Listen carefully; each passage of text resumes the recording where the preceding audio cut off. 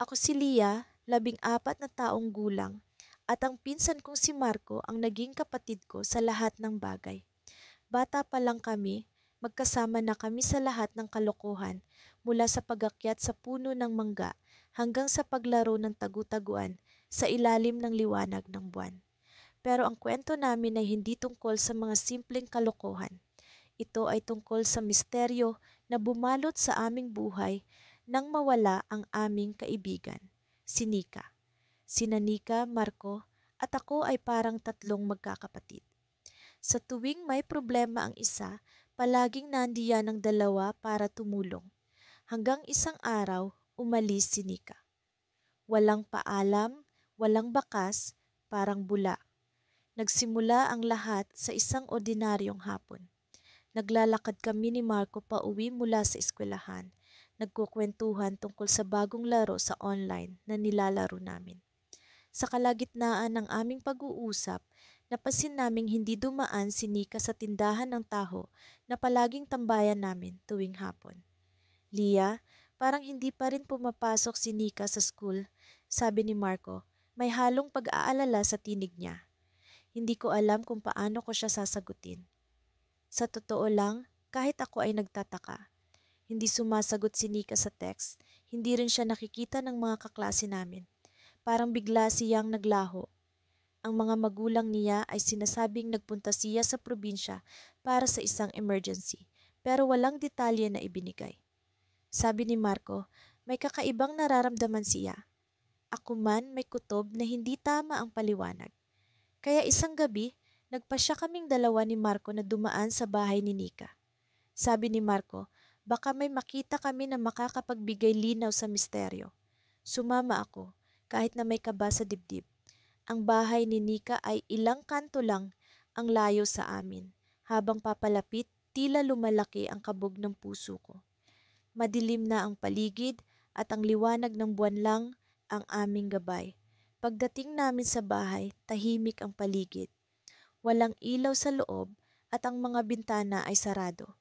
Hindi ko maintindihan ang nararamdaman ko. May halong takot at excitement. Nagdesisyon kaming tumingin sa likuran ng bahay. Umikot kami at doon namin nakita ang bintana ng kwarto ni Nika. Sa aming paglapit, bigla kaming natigilan. Sa ilalim ng bintana, may isang bagay na nakatago. Isang kahon, maliit, kulay itim.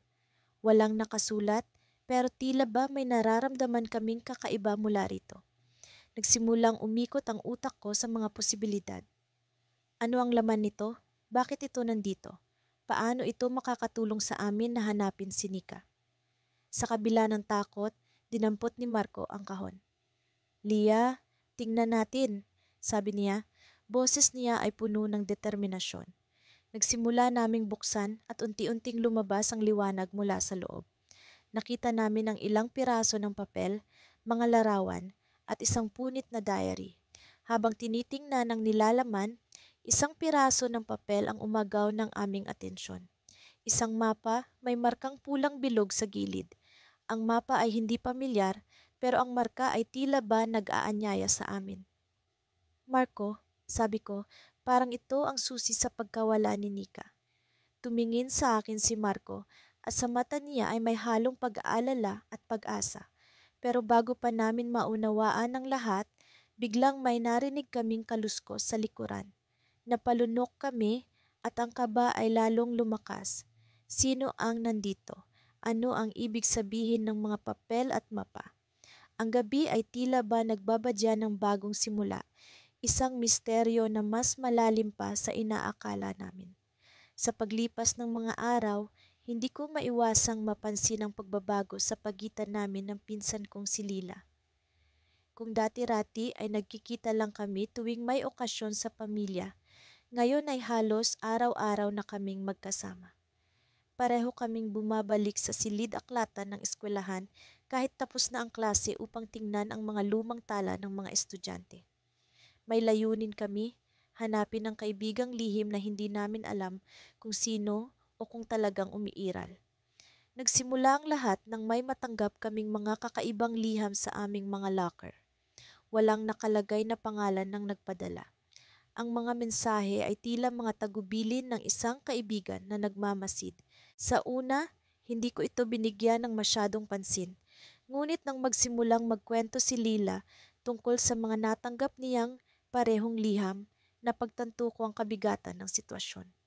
Isang gabi, habang nag-uusap kami ni Lila sa telepono, ibinahagi niya sa akin ang isang lihim na hindi ko inaasahan. Alam mo ba, minsan pakiramdam ko ay may sumusunod sa akin.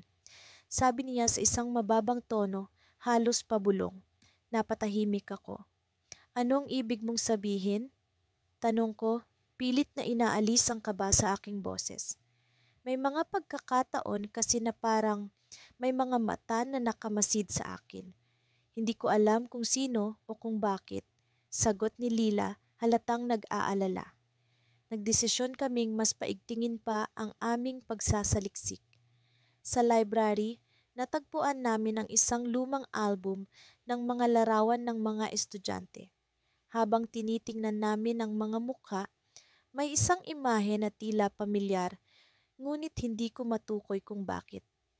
Ang larawan ay ng isang batang babae na may mahabang buhok, mapungay na mata at isang ngiti na tila may tinatago.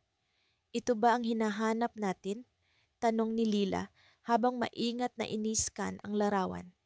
Sa tingin ko, kailangan nating malaman ang tungkol sa kanya. Sagot ko, sabay turo sa pangalan sa ilalim ng larawan, Elena. Sa mga susunod na araw, sinubukan naming hanapin ang anumang impormasyon tungkol kay Elena. Nag-usisa kami sa mga guro, mga kaklase at kahit sa mga tauhan ng paaralan. Ngunit tila walang nais magbigay ng detalye.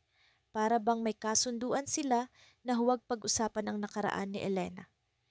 Isang umaga, nakatanggap si Lila ng panibagong liham. Huwag kayong tumigil. Ang katotohanan ay nasa paligid ninyo, ang nakasaad sa papel. Lumakas ang loob namin. Nagsimula kaming magtanong sa mga matatandang nag-aaral sa paaralan noong panahon ni Elena. Isang matandang guro ang nagkuwento.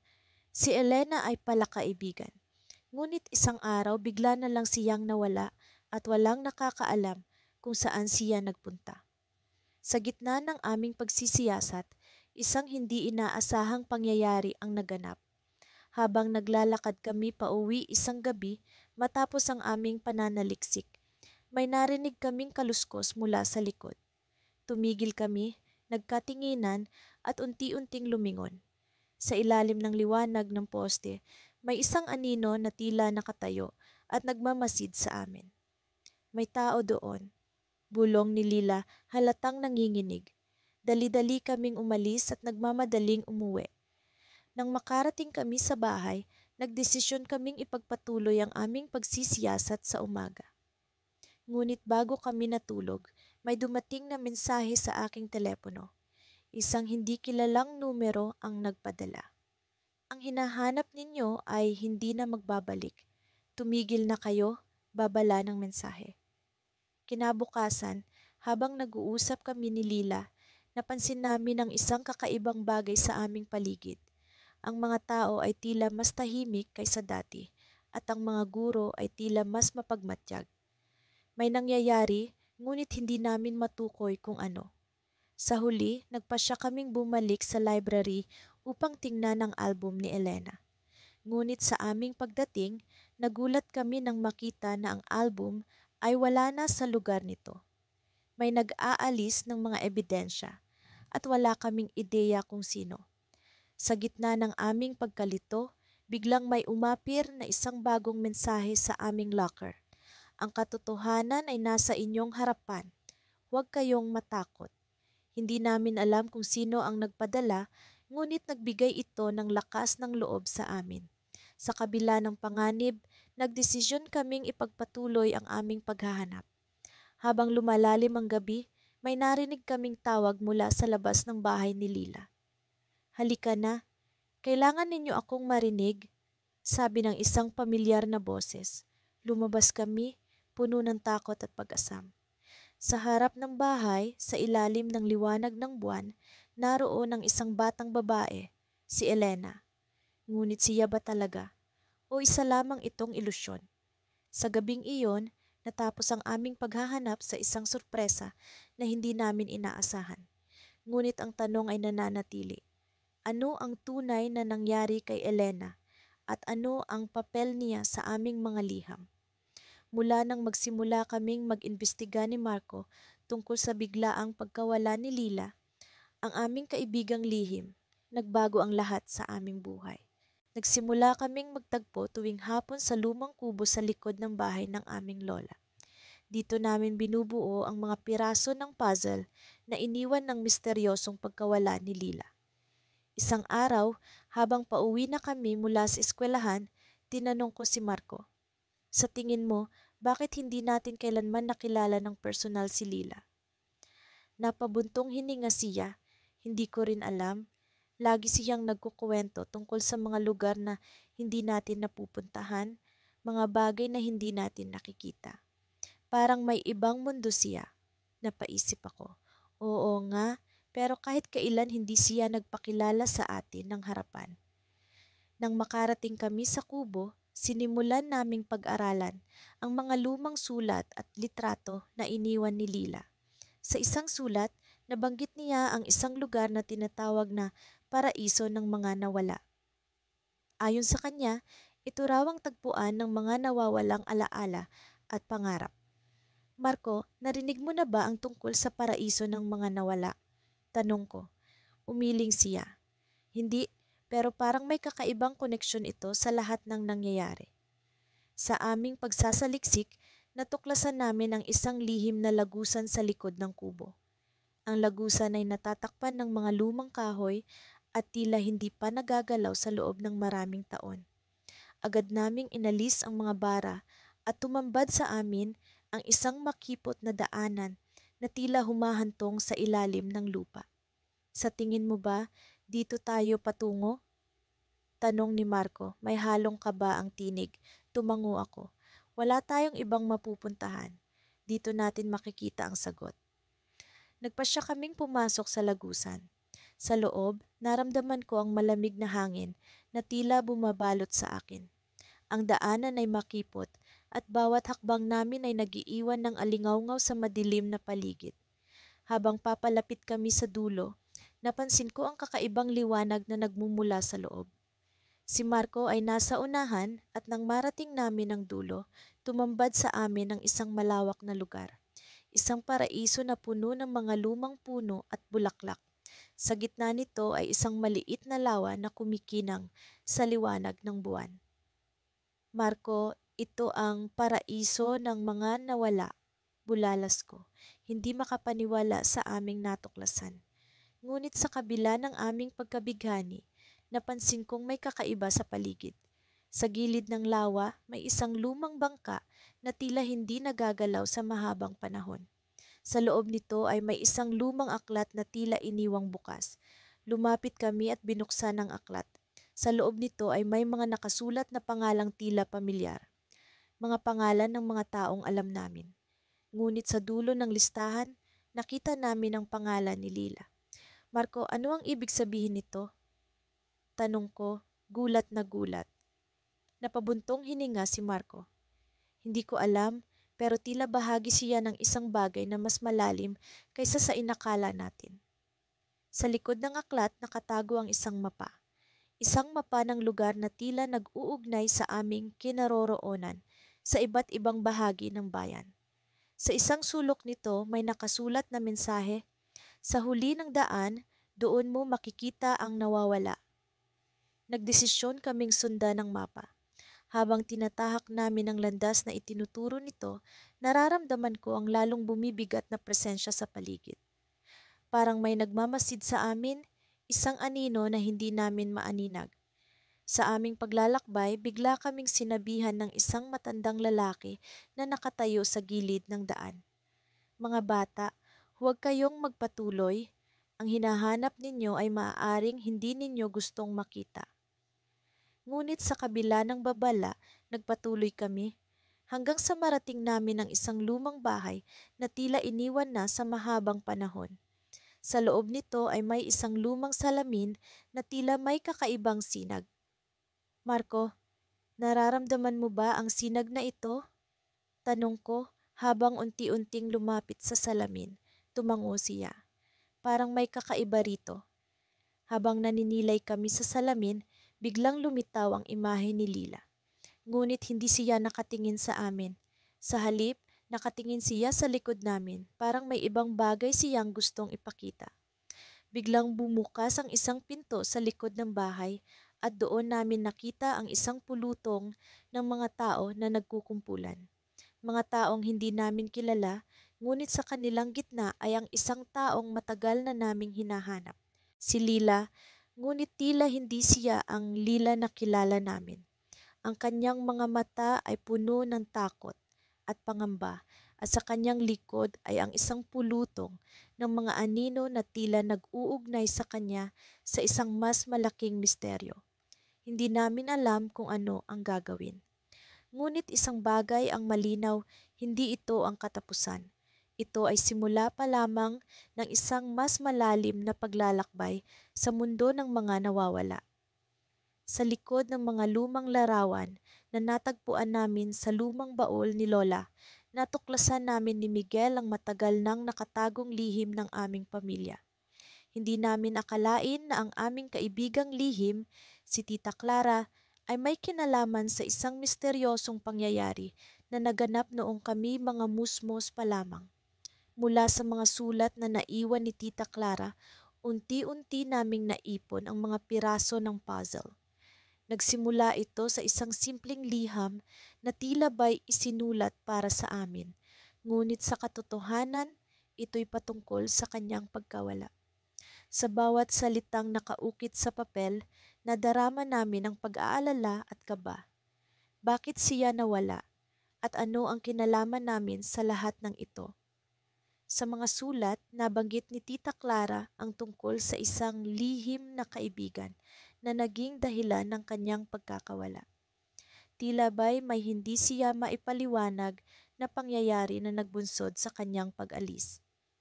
Habang binabasa namin ang mga ito, unti-unting lumilinaw sa amin ni Miguel na hindi lamang ito simpleng pagkawala. Ito'y isang misteryo na matagal nang nagtatago sa anino ng aming pamilya.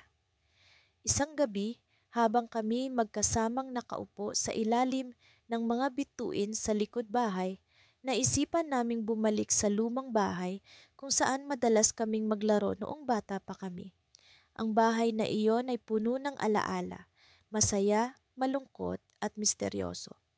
Sa kabila ng takot, kailangan namin itong gawin. Pakiramdam namin, dito namin matatagpuan ang kasagutan.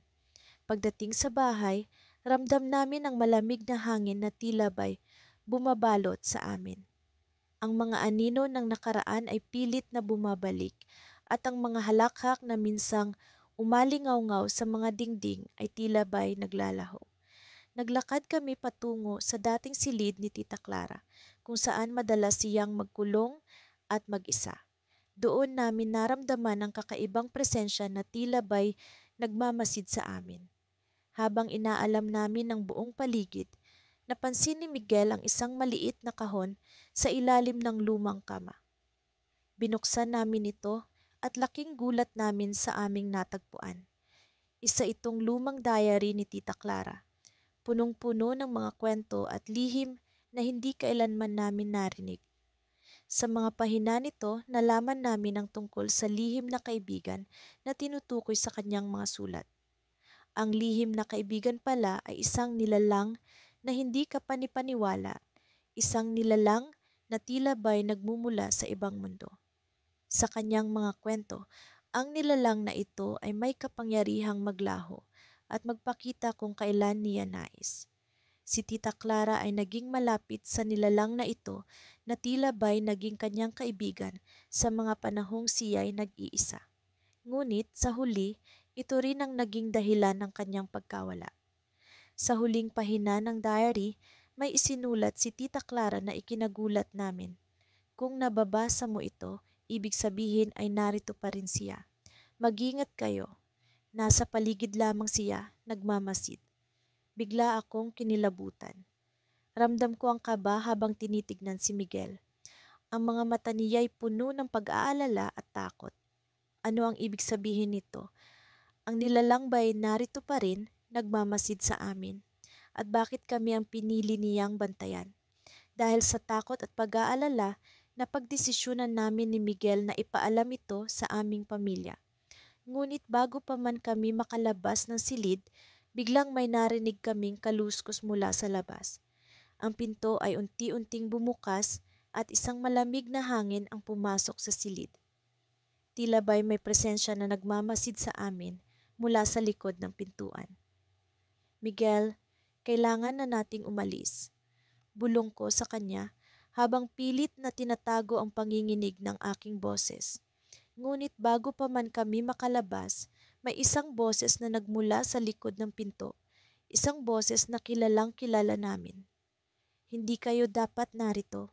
Bumukas ang pinto at bumungad sa amin ang isang pamilyar na mukha, si Tita Clara, ngunit tila ba'y ibang-iba. Ang kanyang mga mata'y puno ng lungkot at misteryo, at sa kanyang mga labi ay nakaukit ang isang ngiti na hindi namin maipaliwanag. Sa sandaling iyon, alam kong may mas malalim pang kwento sa likod ng kanyang pagkawala. At sa kabila ng aming takot, naramdaman ko ang kakaibang koneksyon sa aming kaibigang lihim. Si Tita Clara na ba ito o ang lihim na kaibigan na nagbalik upang ibunyag ang tunay na kasagutan? Ito ang simula ng isang bagong kabanata, isang kwento na puno ng misteryo at pag-aalala. Sa kabila ng takot, alam kong hindi namin iiwan ang kwento na ito. Magkasama kaming haharap sa mga sumusunod na kabanata sa pag-asang matuklasan ng tunay na lihim na nagbubuklod sa aming pamilya. Nagsimula ang araw na ito na parang karaniwang Sabado. Ngunit sa loob ko, may kumakaluskos na kaba, isang pakiramdam na tila may mangyayaring kakaiba. Si Lila, ang pinsan kong matagal ko ng kaagapay sa lahat ng bagay, ay mas tahimik kaysa sa dati.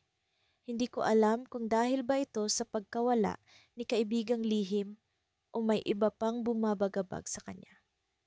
Habang kumakain kami ng agahan, napagpasiyahan kong kausapin siya tungkol sa mga natuklasan namin kahapon. Lila, sa tingin mo ba may kinalaman si kaibigang lihim sa mga nangyayari? Tanong ko, hindi pa rin maalis sa isip ang mga natagpuan naming palatandaan sa lumang bahay na itinuro ng lihim na sulat. Tumango siya, ngunit halatang nag-aalala. Kailangan nating malaman kung ano talaga ang nangyari. Hindi ko matanggal sa isip yung mga litrato at piraso ng papel na nakita natin. Parang may kwento itong gustong iparating. Nagpasya kaming bumalik sa lumang bahay. Habang naglalakad kami patungo roon, ang dilim ng ulap ay tila nagsasabing may bumabagabag sa amin. Ang bawat hakbang ay tila papalapit sa isang bagay na hindi pa namin lubos na naiintindihan. Pagdating sa bahay, nagulat kami sa aming nadatnan. Isang lalaking may suot na itim na jacket ang nagmamasid sa paligid. Sa gulat, napaatras kami at nagtago sa likod ng mga puno. Anong ginagawa niya dito? Bulong ni Lila, halatang natatakot. Kailangang malaman natin, sagot ko. Pero paano? Naisip ko ang lumang daanan sa likod ng bahay kung saan kami dumaan kahapon. Nagpasya kaming pumasok doon nang hindi kami napapansin. Dahan-dahan kaming naglakad, iwas sa paglikha ng ingay. Nang makapasok na kami, nagulat kami sa aming nakita. Isang maayos na kwarto na tila pinaghahandaan ng isang pagtitipon. Sa gitna ay may mga larawan ng magkaibigan, mga litrato na hindi namin nakita kahapon. Ang bawat larawan ay may nakasulat na pangalan at sa gilid ng isa sa mga litrato ay naroon ang pangalan ni kaibigang lihim. Lila, tignan mo ito, sabi ko, itinuturo ang larawan. Parang may koneksyon ito sa kanya. Ngunit bago pa namin masuri ang iba pang litrato, narinig namin ang pagbukas ng pinto. Agad kaming nagtago sa likod ng mga lumang kurtina. Nakita namin ang lalaking may itim na jacket na pumasok kasama ang isang babaeng may dalang mga papel. Hindi ko alam kung matatapos natin ito bago sila bumalik, sabi ng babae, halatang nagmamadali. Kailangan nating ilihim ang lahat ng ito. Oo, pero bakit ba natin ito ginagawa? Tanong ng lalaki. Ano ba talaga ang plano mo? Napansin ko ang kakaibang pagkapareho ng boses niya. Hindi ko maialis sa isip na narinig ko na ito dati. Lila, parang kilala ko ang boses na iyon, bulong ko, habang unti-unting bumabalik ang alaala ng mga nakaraang engkwentro. Nang umalis ang dalawa, nagpasya kaming suriin ang naiwan nilang mga papel. Ang mga ito ay naglalaman ng mga tala tungkol sa mga lumang proyekto, mga pangalan ng tao, at mga lugar na tila may mahalagang koneksyon. Ngunit ang pinaka nagpakilabot sa amin ay ang natagpuan naming liham. Sa liham ay nakasulat ang mga sumusunod. Sa oras na ito, ang lahat ay dapat malaman, ang katotohanan. Hindi ko na kayang itago pa ang lihim na ito. Ang pagkakaibigan na itinago ng panahon ay may kapalit na hindi ninyo inaasahan. Mag-ingat sa mga taong akala niyong kakampi. Ang magkaibigan ay hindi palaging magkaibigan. Sa huling bahagi ng liham, naroon ang pangalan ng kaibigang lihim. Isang pangalang kilala namin, ngunit hindi namin inakalang magiging bahagi ng ganitong klaseng misteryo. Ano ang ibig sabihin nito?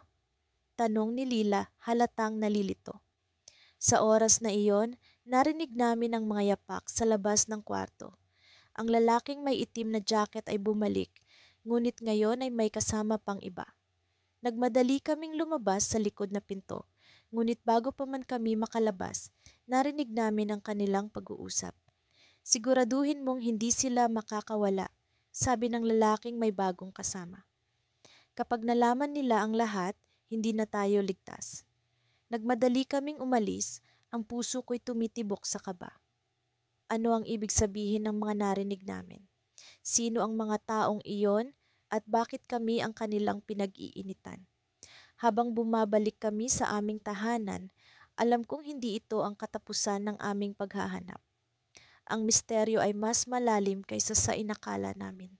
Ngunit ang tanong, makakaligtas ba kami sa susunod na kabanata ng kwento? Sa likod ng aking isip, alam kong may isa pang twist na naghihintay. Ngunit kailangan muna naming makabuo ng plano bago pa man kami tuluyang magapi ng mga lihim na hindi namin inaasahan. Sa kabila ng malamlam na liwanag ng buwan, tahimik kaming naglalakad ni Marco sa makipot na daan patungo sa lumang bahay ni Tito Armando. Ang hangin ay tila may daladalang mensahe, isang bulong na hindi ko mawari ngunit ramdam ko sa bawat hakbang. Matagal ko nang hindi nararamdaman ang ganitong uri ng kaba, ang uri ng kaba na tila nag-uudyok sa akin na bumalik ngunit pinipilit akong lumakad pasulong. Sigurado ka ba sa ginagawa natin, Luisa? Tanong ni Marco habang nililingon ang bawat anino sa paligid. Tumango ako kahit na ang puso ko'y puno ng alinlangan. Oo, Marco, kailangan nating malaman ang totoo. Hindi natin pwedeng basta na lang hayaan ang pagkawala ni Annie. May mga tanong na kailangan ng kasagutan. Si Annie, ang aming kaibigang lihim. Sa loob ng maraming taon, siya ang naging tulay ng aming pagkakaibigan. Sa mga liham na ipinapadala niya sa amin, nagkakaroon kami ng mga pahiwatig sa kanyang pagkatao, ngunit kailanman ay hindi namin siya nakita. Hanggang sa isang araw, bigla na lang siyang nawala na parang bula. At ang tanging naiwan ay ang huling sulat na nagsasabing, hanapin ninyo ako sa lugar na kinatatakutan ninyo. Ang lumang bahay ni Tito Armando ang lugar na iyon. Sa tuwing napag-uusapan ng bahay na ito, lagi itong puno ng kwento ng kababalaghan at misteryo. Ngunit sa pagkakataong ito, wala kaming ibang pagpipilian kundi ang harapin ng takot na matagal nang bumabagabag sa amin. Pagdating namin sa harap ng bahay, tumigil kami sa paglalakad. Ang bahay ay tila nag-aabang, ang mga bintana nito'y parang mga mata na nakamasid sa amin.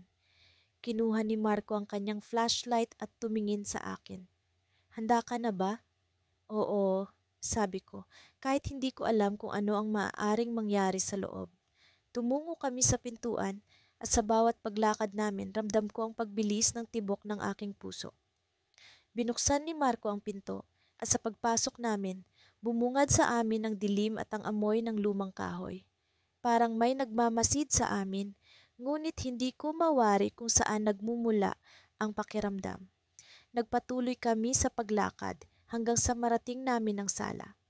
Ang mga lumang kasangkapan ay tila may kwento ng kanilang sariling nakaraan. Sa gitna ng silid, may isang mesa na puno ng mga lumang aklat at mga papel. Isa sa mga papel ang nakakuha ng aking pansin, isang sulat na may pamilyar na sulat kamay. Marco, tingnan mo ito, sigaw ko habang pinupulot ang papel. Binasa ko ito ng malakas. Luisa, Marco, alam kong maraming tanong ang bumabagabag sa inyo. Nagsimula ang lahat ng ito dahil sa isang lihim. Isang lihim na matagal ko nang gustong ibahagi sa inyo. Ngunit bago ko magawa iyon, may kailangan kayong malaman. Ang mga liham na natanggap ninyo ay hindi lamang mula sa akin. May isa pang tao na bahagi ng lahat ng ito. Hanapin ninyo siya sapagkat siya ang makakasagot sa lahat ng inyong tanong. Napatingin ako kay Marco. Kitang-kita ko ang pagkalito sa kanyang mga mata. Sino ang tinutukoy ni Annie? Sino itong taong dapat naming hanapin? Bago ko pa masagot ang tanong sa aking isipan, bigla kaming nakarinig ng tunog mula sa likuran. Isang kaluskos na tila nagmumula sa ilalim ng sahig. Tumingin kami sa isa't isa at sa isang iglap, nagdesisyon kaming sundan ang tunog. Nilapitan namin ang bahagi ng sahig kung saan nagmumula ang tunog at sa aming pagkagulat, nakita namin ang isang lihim na pintuan. Binuksan ito ni Marco at ang bumungad sa amin ay isang hagdan pababa sa isang madilim na basement. Ang kaba ko'y lalong lumakas, ngunit alam kong wala nang atrasan nito. Bumaba kami sa hagdan at sa dulo nito nakita namin ang isang silid na puno ng mga lumang kahon at gamit. Sa isang sulok, may isang tao, isang batang babae na mukhang takot at naguguluhan. Ani? Tanong ni Marco habang lumalapit kami sa kanya, ngunit sa paglapit namin, napagtanto namin na hindi ito si Annie. Ang batang babae ay may hawak na isang lumang litrato. Litrato namin ni Marco kasama si Annie. Ang pagkagulat sa aming mga mukha ay hindi maikakaila. Anong ibig sabihin nito? Tanong ko habang tinitingnan ang litrato. Ngunit bago pa man makasagot ang batang babae, narinig namin ang tunog ng mga yabag pataas ng hagdan. May paparating at alam namin na may mas malalim pang misteryo na kailangan naming tuklasin. Ito ang simula ng aming bagong paglalakbay. Isang paglalakbay na magbubunyag ng mga lihim na hindi namin inaasahang matutuklasan. Mula nang mawala si Lila, ang aming kaibigang lihim, tanging ang mga alaala niya ang naging gabay namin sa bawat hakbang. Ako si Mira at kasama ko si June, ang pinsan kong palaging nandiyan upang suportahan ako sa lahat ng pagkakataon. Hindi namin inaasahan na ang aming ugnayan ay mas magiging malapit dahil sa misteryo ng pagkawala ni Lila. Ngunit ito ang naging simula ng aming hindi malilimutang paglalakbay. Nang ika-4 na linggo matapos ang pagkawala ni Lila, nagpasya kaming bumalik sa lugar kung saan madalas kaming magtagpo, ang lumang bahay kubo sa gilid ng ilog. Ito ang aming taguan, isang lugar kung saan kami nagdadala ng aming mga lihim at pangarap. Sa bawat pag-iisip ko kay Lila, hindi ko maiwasang balikan ang kanyang mga ngiti at ang mga kwento niya na tila puno ng misteryo. June, sa tingin mo ba ay may kinalaman ng kubo sa pagkawala ni Lila? Tanong ko habang tinitingnan ang kalumaan ng bahay. May kakaibang aura ito na para bang may tinatago sa likod ng mga pader nito.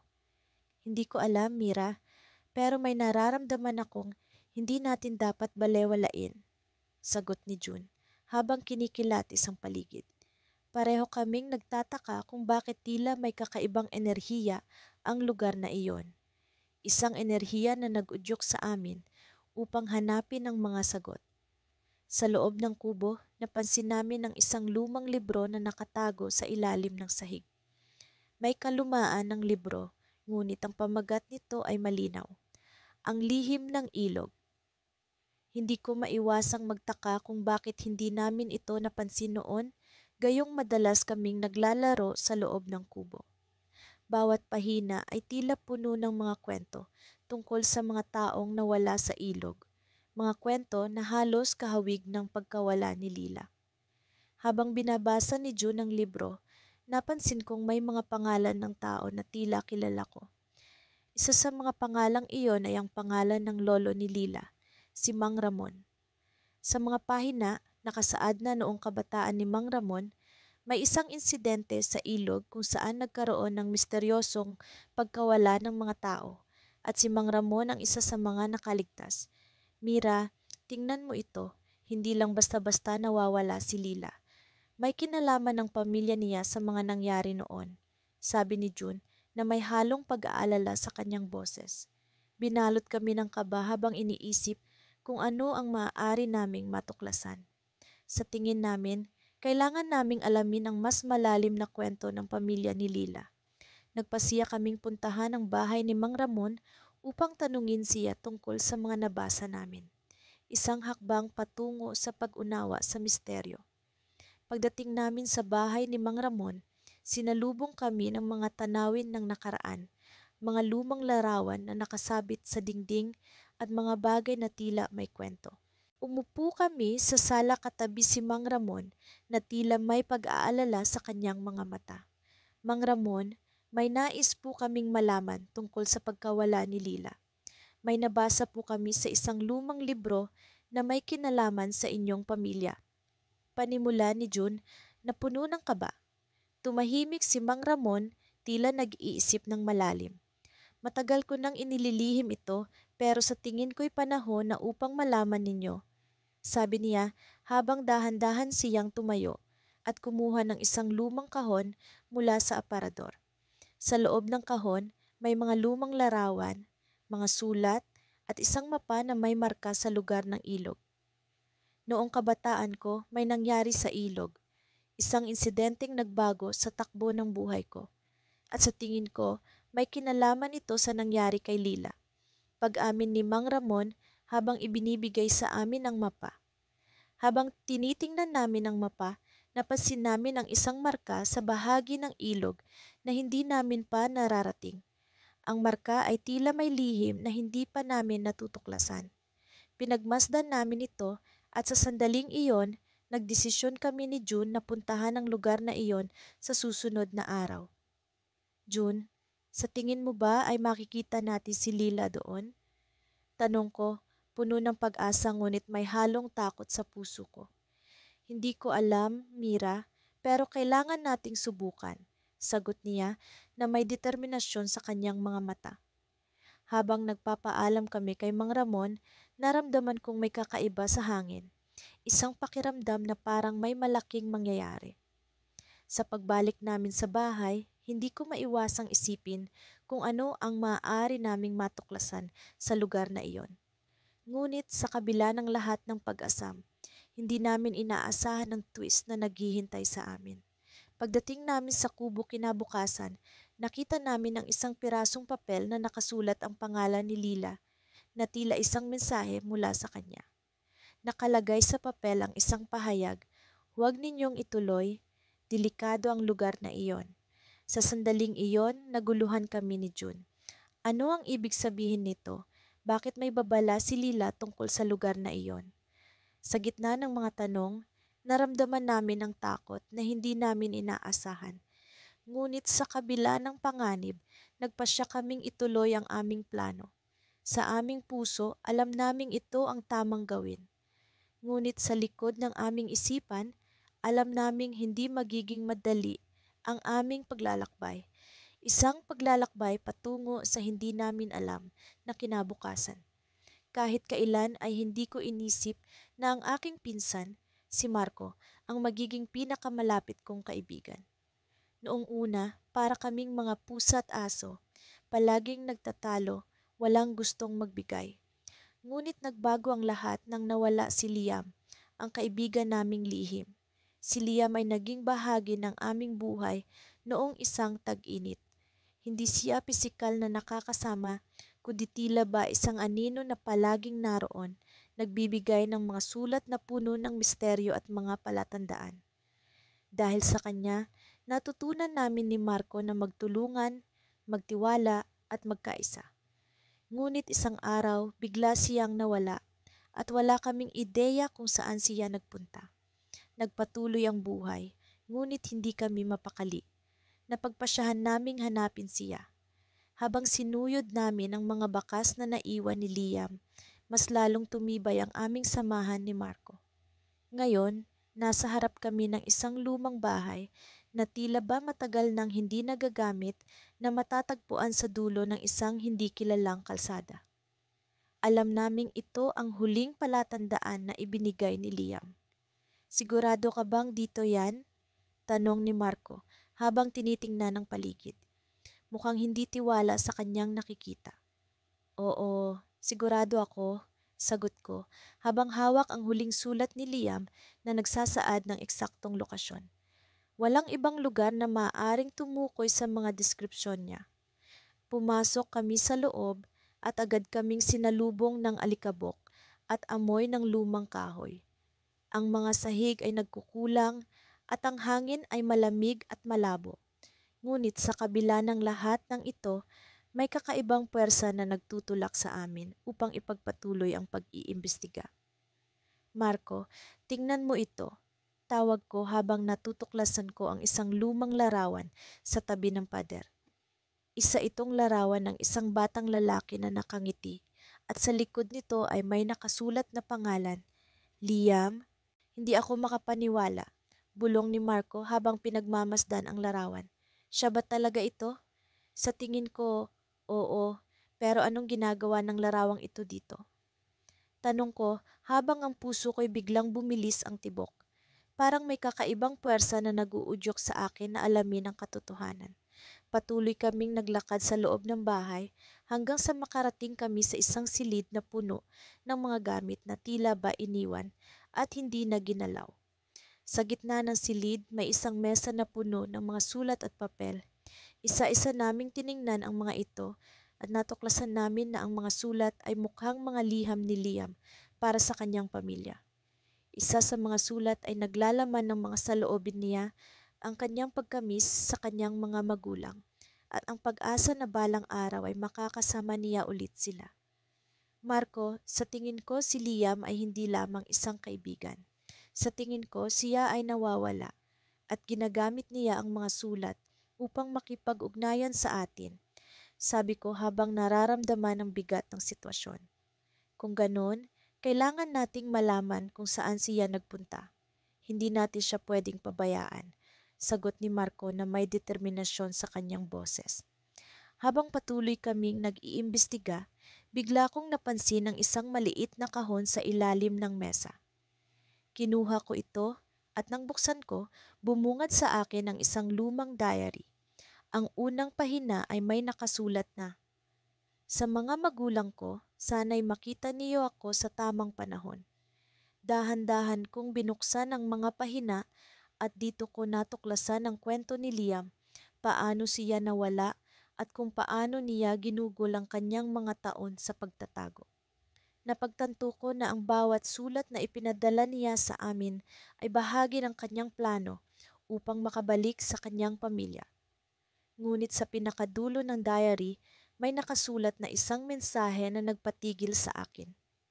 "Kung binabasa mo ito, nangangahulugan ito na natagpuan mo na ako. Ngunit mag-ingat, hindi lahat ay tulad ng inaakala mo. May mga lihim na dapat pang ilantad." Napatigil ako habang ang mga salita ni Liam ay tila ba bumubulong sa aking utak. Ano ang ibig sabihin nito? Ano pa ang hindi namin nalalaman? Sa sandaling iyon, naramdaman ko ang isang malamig na hangin na dumaan at ang pinto ng silid ay unti-unting nagsara. "Marco, anong nangyayari?" Sigaw ko habang ang takot ay bumabalot sa akin. "Hindi ko alam, pero kailangan nating kumilos," sagot niya habang hinahawakan ang aking braso. Sa kabila ng takot, alam ko na hindi kami susuko. Kailangan naming tuklasin ang mga lihim na naiwan ni Liam. At sa kabila ng mga panganib, handa kaming harapin ang lahat. At sa sandaling iyon, isang malakas na tunog ang narinig namin mula sa itaas, na para bang may bumagsak.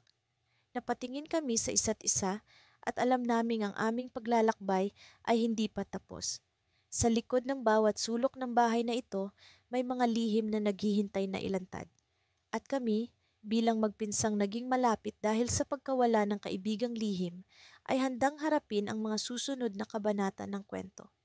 Sa gitna ng malamlam na liwanag ng buwan, tahimik kaming naglalakad ni Marco sa madamong bahagi ng likod bahay ni Lola. Ang malamig na hangin ng gabi ay tila nagbibigay ng kakaibang sigla sa amin habang patuloy naming hinahanap ang mga pahiwatig tungkol sa pagkawala ni Leo, ang aming kaibigang lihim. Hindi kami nag-usap, sapat na ang mga tingin at senyas para ipakita ang aming pag-unawa sa isa't isa. Ang gabi ay puno ng misteryo at ramdam namin na may mahalagang mangyayari. Matapos ang ilang minuto, naisipan kong basagin ang katahimikan. Marco, sa tingin mo ba ay may kinalaman ang lumang kubo ni Lola sa pagkawala ni Leo? Tanong ko, boses ko'y mababa at may bahid ng kaba. Ang lumang kubo ay matagal nang kinatatakutan sa aming baryo. Marami ang nagsasabi na may mga multo na naglalagi roon. Nagkibit balikat si Marco. Hindi ko alam, pero palagi kong nararamdaman na may kakaiba sa kubo na yon. Parang may mga matang nakatingin sa atin tuwing nasa paligid tayo. Tila may puwersang nagtutulak sa amin papunta sa kubo. Nang makarating kami, biglang bumigat ang pakiramdam ko. Parang may aninong nagmamasid sa amin mula sa loob. Nagpalitan kami ng tingin ni Marco at alam kong pareho kaming kinakabahan ngunit determinado. Dahan-dahan kong itinulak ang pinto. Sa loob, ang amoy ng lumang kahoy at alikabok ay agad bumungad sa amin. Naglakad kami papasok, ang mga sahig na kahoy ay umuugong sa bawat hakbang. Sa kabila ng dilim, napansin ko ang mga lumang kasangkapan na tila may mga kwento na gustong isalaysay. Ngunit ang isang bagay ang pumukaw sa aming pansin, isang lumang baul na nakatago sa sulok. Nagkatitigan kami ni Marco, alam naming ito ang dapat naming siyasitin. Nang buksan namin ang baul, isang malaking sorpresa ang bumungad sa amin. Isang lumang diary na tila pag-aari ni Leo. Kinuha ko ito at nagpasya kaming basahin ang mga pahina sa ilalim ng liwanag ng buwan. Habang binabasa ko ang mga nakasulat, unti-unting lumilinaw ang mga pahiwatig. Ang mga pahina ay puno ng mga kwento ng paglalakbay ni Leo sa paligid ng baryo, mga lihim na tagpuan at mga pahiwatig tungkol sa isang misteryosong grupo na matagal nang umiikot sa aming lugar. Sinasabi sa diary na may mga taong gustong makuha ang isang bagay na itinago ni Leo. Isang bagay na maaaring makapagbago sa kanilang kapalaran. Habang lalo kong binabasa, naramdaman ko ang pagtaas ng tensyon. Si Leo ay tila nag-iwan ng mga mensahe para sa amin, mga senyas na kailangan naming sundan. Ang huling bahagi ng diary ay nagsasaad ng isang tagpo sa kubo kung saan maaaring matuklasan ang susi sa kanyang pagkawala. Sa puntong ito, nahulog ang isang lumang litrato mula sa diary. Si Leo, kasama ang isang grupo ng mga kabataan na hindi namin kilala. Sa likod ng litrato may nakasulat na, "Hanapin ninyo ang susi sa kubo. Nasa ilalim ng lupa kung saan palaging naglalaro ang mga bata." Napatingin kami ni Marco sa sahig ng kubo at biglang bumigat ang pakiramdam ko. Parang may puwersang nag-udyok sa amin na maghukay. Walang ano-ano'y nagsimula kaming magbungkal sa isang bahagi ng sahig gamit ang aming mga kamay. Nagulat kami nang makapa ang isang kahon na tila matagal nang nakabaon. Nang buksan namin ito, bumungad sa amin ang isang sinaunang susi. Ngunit bago pa man namin ito masiyasat ng mabuti, may narinig kaming mga yabag sa labas ng kubo. Bigla kaming kinabahan. Sino ang nandito sa ganitong oras? Nagpalitan kami ng tingin ni Marco. Ang kaba sa aming mga mata ay hindi maikakaila. At sa isang iglap, May dumating na isang anino sa pintuan, isang taong hindi namin inaasahan. Isa ito sa mga kabataang nasa litrato at sa kanyang mga mata nakita ko ang hindi maipaliwanag na galit. Bakit ninyo hinahanap ang bagay na hindi para sa inyo? Tanong niya, boses niya ay malamig at puno ng pananakot. Ang mga mata niya ay tila nagsasabi ng isang lihim na hindi namin alam. Sa puntong iyon, alam kong nasa panganib kami. Ngunit sa kabila ng lahat, ang tanging nasa isip ko ay ang misteryo sa likod ng susi at ang pagkakaibigan naming magpinsan. Kailangan naming malaman ang katotohanan kahit ano pa man ang mangyari. At dito nagtatapos ang bahagi ng kwento. Napagtanto namin ni Marco na ang susi ay hindi lamang pisikal na bagay, kundi simbolo ng mas malalim na lihim na maaaring magbigay liwanag sa pagkawala ni Leo. Ngunit paano namin ito matutuklasan kung ang mga taong nagtatago sa dilim ay patuloy na nagmamasid? Simula nang mawala si Tessa, ang aming kaibigang lihim, nag-iba ang takbo ng mundo ko. Ako si Mia, 16 na taong gulang, at kasama ko ang pinsan kong si Lucas sa paglalakbay na ito. Sa mata ng marami, si Tessa ay isang ordinaryong estudyante. Ngunit sa amin, siya ay isang enigma. Sa kabila ng kanyang tahimik na personalidad, may mga bagay sa kanya na laging nagpapaisip sa amin. Isang umaga, habang kami ni Lucas ay naglalakad papunta sa paaralan, hindi ko maiwasang itanong sa sarili ko kung ano nga ba ang nangyari kay Tessa. Alam kong may alam si Lucas, ngunit tila may pumipigil sa kanya upang magsalita. Napansin ko ang kakaibang pag-aalala sa kanyang mga mata, tila may kinikimkim na lihim. Mia, sa tingin mo ba ay may kinalaman si Tessa sa mga nangyayari sa atin ngayon? Tanong ni Lucas habang naglalakad kami sa makulimlim na kalsada. Napahinto ako at tiningnan siya. Anong ibig mong sabihin? Ano bang nangyayari sa atin? Bumuntong hininga si Lucas, halatang nag-aalangan sa sasabihin. May mga bagay na dapat mong malaman tungkol kay Tessa at sa akin. Nagulat ako sa kanyang sinabi. Sa iyo? Anong ibig mong sabihin? Nagpatuloy kami sa paglalakad habang si Lucas ay nagsimula ng magsalaysay. Alam mo, nung bata pa tayo, madalas akong maglaro sa likod ng bahay ni Tessa. Isa sa mga araw na iyon, nakakita kami ng isang lumang diary na nakabaon sa lupa. Sa una, akala namin isa lang itong simpleng kwaderno. Pero habang binabasa namin, natuklasan namin ang mga bagay na hindi namin inaasahan. Ano ang laman ng diary? Tanong ko, lubos na naguguluhan ngunit nahihikayat ng kanyang kwento. Nakasulat doon ang tungkol sa isang lihim na samahan na ang layunin ay protektahan ang mga batang may kakaibang kakayahan. Isa sa mga batang ito ay si Tessa. Nakakausap niya ang mga hayop kaya siya ay naging target ng samahan. Hindi ko alam kung paano ito tatanggapin. Ang kaibigan naming si Tessa na tila normal lang ay may ganitong klaseng kakayahan. Paano mo nalaman ang tungkol dito? Sinabi sa akin ni Tessa bago siya nawala. Sabi niya, may mga taong gustong kunin siya dahil sa kanyang kakayahan. Alam niyang darating ang araw na kailangan niyang umalis, kaya humingi siya ng tulong sa akin. Naramdaman ko ang pagbigat ng salitang iyon. Ngunit bakit hindi mo sinabi sa akin? Sinubukan ko, Mia, pero natakot ako. Ayoko ring maging target ng mga taong iyon. Napatigil ako sa paglalakad, nag-iisip. Lucas, kailangan nating hanapin si Tessa. Hindi natin siya pwedeng pabayaan.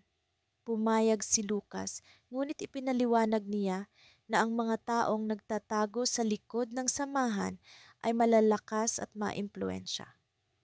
Kailangan nating maging maingat. Hindi natin alam kung sino ang mga kalaban. Habang papunta kami sa paaralan, hindi ko maiwasang mapansin ang kakaibang tingin sa amin ng mga tao. Parang may alam sila na hindi namin alam. Sa kabila ng aming takot, nagpatuloy kami ni Lucas sa pag-usisa at paghanap ng mga sagot. Sa gitna ng klase, nakatanggap ako ng mensahe mula sa isang hindi kilalang numero. Ang mensahe ay naglalaman ng isang lokasyon at oras. Kung gusto niyong malaman ang katotohanan tungkol kay Tessa, pumunta kayo dito. Ipinakita ko ito kay Lucas at pareho kaming nagdesisyon na pumunta sa lugar na iyon. Pagkatapos ng klase, umalis kami agad at sinundan ang direksyon ng mensahe. Ang lokasyon ay isang abandonadong gusali sa gilid ng bayan. Pagdating namin doon, nakita namin ang isang matandang lalaki na nakatayo sa pintuan. "Kayo ba sina Mia at Lucas?" Tanong niya habang sinasalubong kami ng kanyang malamig na titig. Tumango kami, hindi sigurado sa sasabihin. "Ano ang alam ninyo tungkol kay Tessa?" Tanong ko, puno ng pag-aalala. Ngumiti ang lalaki, ngunit hindi ito nakapagbigay ng katiyakan. "Si Tessa ay ligtas, pero hindi ko alam kung hanggang kailan." Nagsimula siyang maglakad papasok sa gusali, nagsenyas na sumunod kami. Ngunit bago kami tuluyang makapasok, may narinig kaming kakaibang ingay mula sa likuran. Bago pa man namin maikot ang aming mga ulo, naramdaman ko ang kamay ni Lucas na mahigpit na humawak sa akin. "Mia, tumakbo tayo." Hindi ko alam ang dahilan, ngunit sa takot at kaba, tumakbo kami palayo sa gusali. Habang tumatakbo, naiwan ang matandang lalaki na tila may alam sa aming sitwasyon. Nang kami ay makalayo, huminto kami sa isang ligtas na lugar, hingal na hingal. "Lucas, ano iyon?" Tanong ko, patuloy na bumabalik sa akin ang takot. "Tessa, hindi lang siya ang may kakayahan at hindi lang tayo ang naghahanap sa kanya," sagot ni Lucas na may pahiwatig ng isang mas malalim na misteryo. Sa sandaling iyon, alam kong hindi pa tapos ang aming paglalakbay. Sa kabila ng takot, naramdaman ko ang pag-aalab ng determinasyon na hanapin ang katotohanan. Ngunit sa likod ng lahat ng ito, may bumabalot na tanong. Sino ang tunay na kalaban?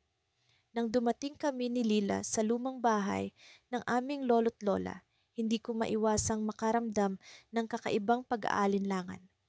Ang mga alaalang bumabalik sa akin ay tila mga anino ng nakaraan na may mga lihim na hindi pa nalulutas. Sa kabila ng aming tensiyon, nagpasya kaming magpatuloy. Ang malamlam na ilaw mula sa mga bumbilya sa koridor ay tila mga mata na nakamasid sa amin, nagtatago ng mga kwento ng nakaraan na handang sumabog sa tamang pagkakataon. Paano kung hindi natin mahanap ang sagot dito? Tanong ni Lila habang binubuksan ang pintuan patungo sa lumang silid-aklatan. Paano kung ang hinahanap natin ay matagal nang naglaho? Sinasagot ko siya ng may pag-aalinlangan. Pero kailangan nating subukan, Lila. Hindi ko alam kung paano, pero nararamdaman kong may koneksyon ang pagkawala ni Sammy sa lugar na ito. Ang silid-aklatan ay puno ng mga lumang aklat. Ang bawat isa ay tila may sariling kwento. Habang hinahaplos ko ang mga pabalat ng mga ito, biglang bumagsak ang isang lumang papel mula sa isa sa mga aklat. Napulot ko ito at nakita kong ito'y isang larawan ni Nalila at Sammy noong bata pa sila. Ngunit ang mas ikinagulat ko ay ang pangatlong bata sa larawan, ako. Hindi ko maalala na kinuhanan kami ng larawan sa ganitong pagkakataon. "Lila, tingnan mo ito." Sabay abot ko sa kanya ng larawan. "Naaalala mo ba ito?" Tiningnan ni Lila ang larawan ng may pag-aalala. Hindi ko alam na may ganitong larawan. Pero ang tanong, sino ang kumuha nito? Habang nakatingin kami sa larawan, napansin namin ang isang piraso ng papel na nakaipit sa likod nito. Binasa ni Lila ang nakasulat. Ang lihim ay nasa ilalim ng hagdan. Napatingin kami sa isa't isa, puno ng pag-aalinlangan, ngunit may halong excitement. Agad kaming nagpunta sa hagdanan sa gilid ng silid-aklatan. Ang ilalim ng hagdan ay tila isang ordinaryong espasyo. Ngunit sa masusing pag-inspeksyon, nakita namin ang isang maliit na kahon na nakatago sa likod ng isang lumang tabla. Binuksan namin ang kahon at ang laman nito ay isang sulat na tila isinulat ng aming lolo. "Sa mga mahal kong apo," simula ng sulat, Mayroong bahagi ng ating pamilya na hindi ninyo alam. Ang inyong kaibigang Sammy ay hindi lamang isang kaibigan. Siya ay may kaugnayan sa ating pamilya na matagal nang itinago. Nalamig ang aming mga katawan sa aming natuklasan. Paano nagkaroon ng ugnayan si Sammy sa aming pamilya at bakit ito itinago sa amin? Sa gitna ng sulat, may isang piraso ng papel na may nakasulat na pangalan ng isang lugar. Bahay ni Mang Isko. Mang Isko? Tanong ni Lila, halatang naguguluhan. Hindi ba't siya ang dati nating kapitbahay na misteryosong nawala? Oo, sagot ko. Naguguluhan din. Kailangan natin siyang hanapin. Marahil siya ang susi sa lahat ng ito. Habang nag-uusap kami, biglang bumukas ang pinto ng silid-aklatan at pumasok ang isang hindi inaasahang tao. Si Sammy. Ang kanyang mukha ay puno ng takot at pag-aalala. Kailangan ninyong umalis dito. Hindi kayo ligtas. Napatitig kami sa kanya puno ng tanong. Sammy, ano ang nangyayari? Ano ang hindi mo sinasabi sa amin? Ngunit bago pa man siya makasagot, narinig namin ang mga yapak na papalapit sa amin. Ang tunog ay nagmumula sa loob ng bahay, tila may iba pang tao na naroroon. Ang aming mga puso ay tumibok ng mabilis, puno ng kaba. Sino ang nasa bahay? At bakit hindi kami ligtas? Nagtakbuhan kami palabas ng silid-aklatan, hinahanap ang pinakamalapit na labasan. Ngunit sa bawat hakbang na aming gawin, ang tunog ng mga yapak ay tila lalong lumalapit. Hanggang sa narating namin ang pinto, ang aming mga hininga ay malalalim at puno ng takot. Habang binubuksan ang pinto, naramdaman ko ang malamig na hangin na dumampi sa aking mukha. Ngunit bago pa man kami makalabas, isang pamilyar na boses ang narinig namin mula sa likod. Hindi kayo makakaalis ng buhay. Napatigil kami sa aming mga hakbang, ang aming mga puso ay tila tumigil sa pagtibok. Ang boses na iyon ay mula sa isang tao na hindi namin inaasahan. Ang aming lolo. Ngunit paano? Siya'y matagal nang wala at ang aming mga alaala sa kanya ay puno ng pagmamahal at kabaitan. Ang aming mundo ay biglang nag-iba, puno ng mga tanong at takot. Sa likod ng pinto, may isang lihim na naghihintay na mabuksan.